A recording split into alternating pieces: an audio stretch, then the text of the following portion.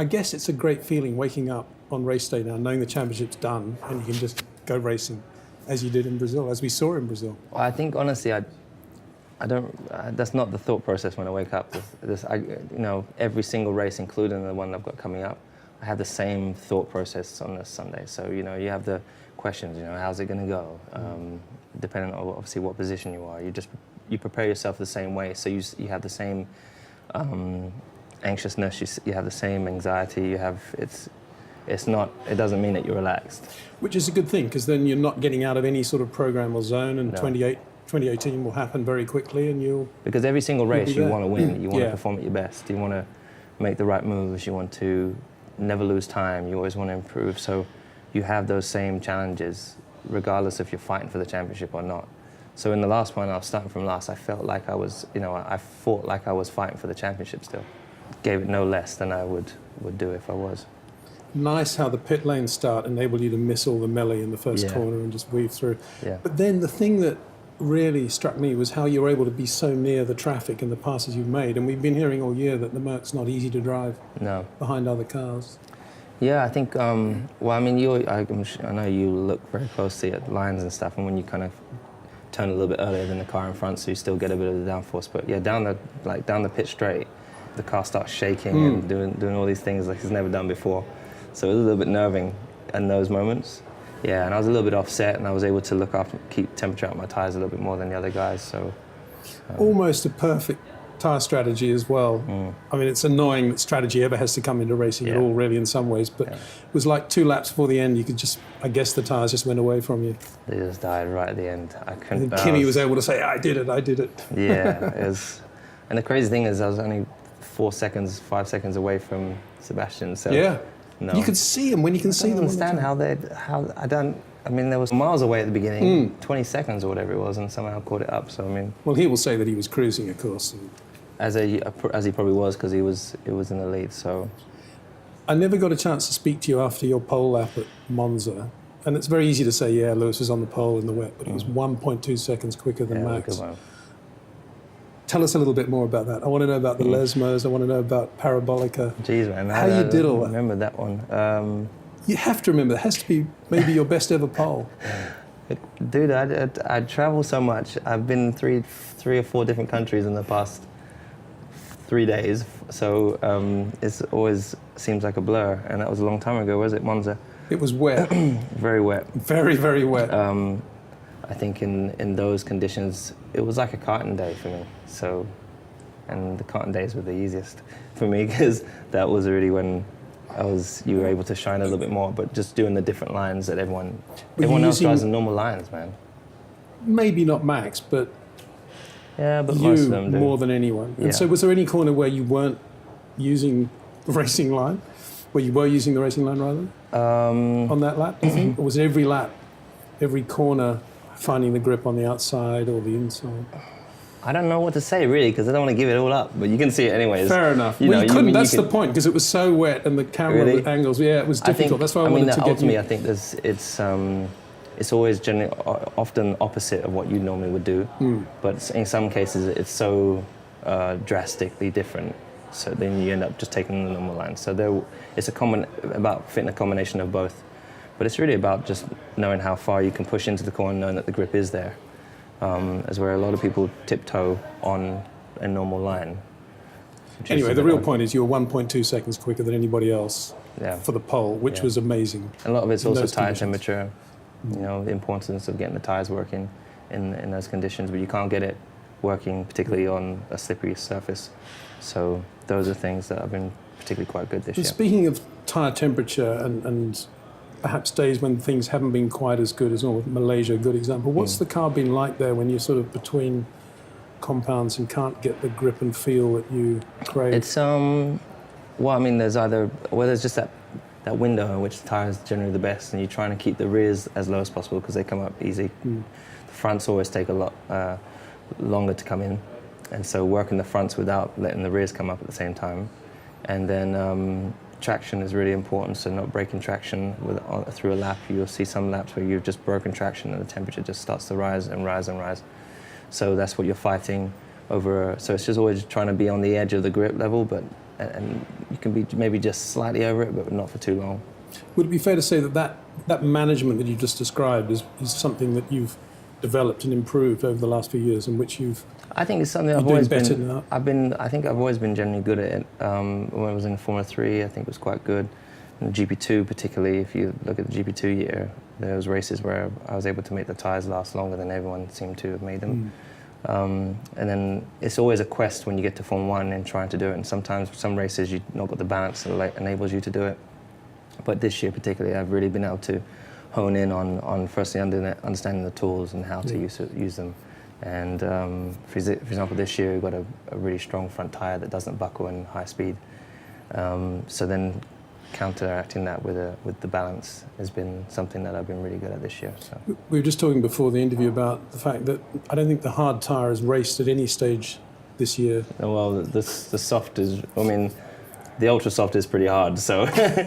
But next year there will be an additional compound, we think. I think they need to just bring them all massively down. You know, we need to be doing many more pit stops and probably not do a 100-kilo car every time. You know. That'd be nice. The car's heavy now. Big and heavy. Man. I mean, I'm not really. Yeah, I make it no secret I'm not particularly the happiest with some of the decisions that are made. But in one sense, for example, this year, having a wider car, bigger tyres, I think has been amazing. But the effects it's had in terms of racing has just made it a little bit harder. And people watching the race, you know, one of the facts they should put on the TV is the delta time that you need per Grand. You know, so everyone we're at the Monza Grand Prix, you need this delta to overtake the car in front, so that people can understand why we can't overtake. Ah, yes. You know, so each race we go to is a different delta. Sometimes it's 1.4 seconds. You need to be fast in the car ahead. Wow. To get close enough to overtake.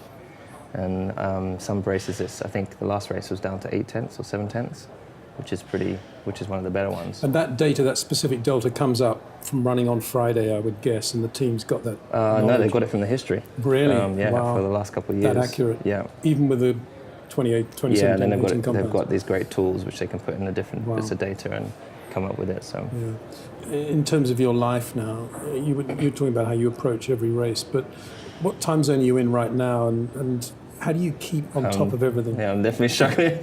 I've been up since I woke up at 4 a.m. this morning. Wow.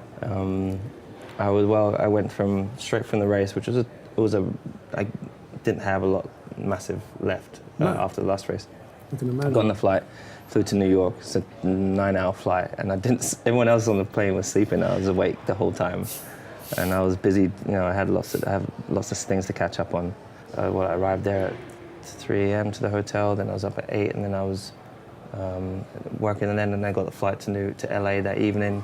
Landed at midnight, up at I think 6:37 again to work on that day, and then flew straight here. Slept on the flight, landed yesterday, and I passed out super early last night. I think 8:30 or something like that.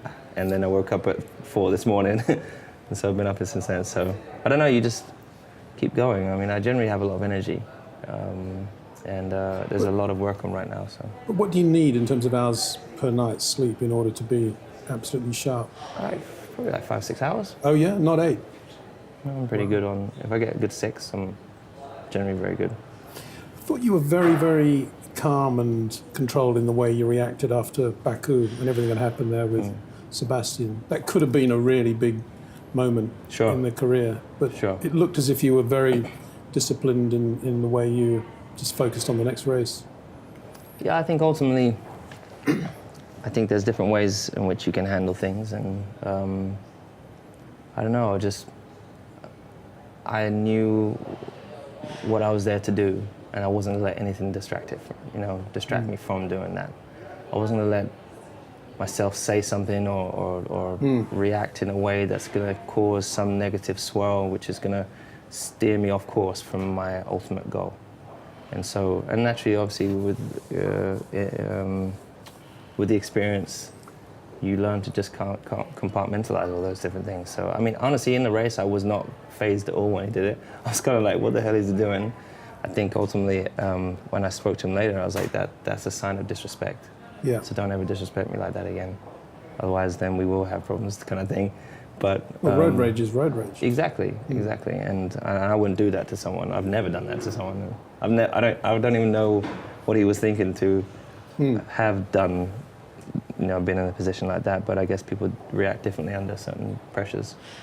When we last spoke at any length, you were saying that you're really looking forward to the moment one day when you can have a proper race with Sebastian, real racing tactics, lines, everything else. That still hasn't really happened. I mean, Barcelona. Austin was a clear race between you two, and you had it, Barcelona? and that was great. Yeah, Barcelona, kind of, but What's kind of and kind of not? Well, to me, it was more. He had you off at the chicane, and then it was a bit messy. That what I was thinking more. What we spoke about was the you and Nico in Bahrain in 14. Okay. That sort of long sustained. Yeah, but you're never going to have that in the sport. No, probably not. If you look at all the races that have happened, the 40 or whatever, 50 races that whatever amount I've done with the team, that's the only race that you've been on a different tyre strategy under a safety car, which has enabled that. That's the only reason Nico could even get close, because he was on a better tyre at that in that race. That's right. Unless again, it's about that delta. But being that you had the difference in tyres was about 7, 8 tenths, whatever it is. So you enabled it made up for that loss in delta and created a great race, which for me is still one of the best battles that I've had. But just unfortunately we've not been in that position. If me and Sebastian start 1 and 2, we're always going to be on the same compounds, most often going through the race, because you go through the similar strategy. Ultimately, you don't have enough life in your tyres to do back and forth like it did. So it's kind of like you've only got time to do that one, because you still got. It's like you've got a quota within the tyre life, and you've got to hit this target with it. So you've got to somehow extend it whilst also get that battle done. So. We've often spoken about this, and I'm interested to know how your very strong belief and faith has worked with you up to this point now, where you can probably look at a poster of yourself and think, is that really me on the 405 freeway or whatever it is? Yeah. And I presume still you're the same Lewis Hamilton inside, and those strengths are still just the same? Yeah, I think so. I think for me, my faith really just helped me grow as a person, helped me figure out my direction, and solidified the confidence and belief I have within myself, realizing the opportunities that I have, the impact that I can have, whether it's with my team, whether it's with fans, whether it's with family, whether it's within relationships. I'm by no means perfect. I'm always learning through things, but I would definitely say that my faith has been a huge player in enabling me to unlock the potential that I have within myself. So I'm happy about that.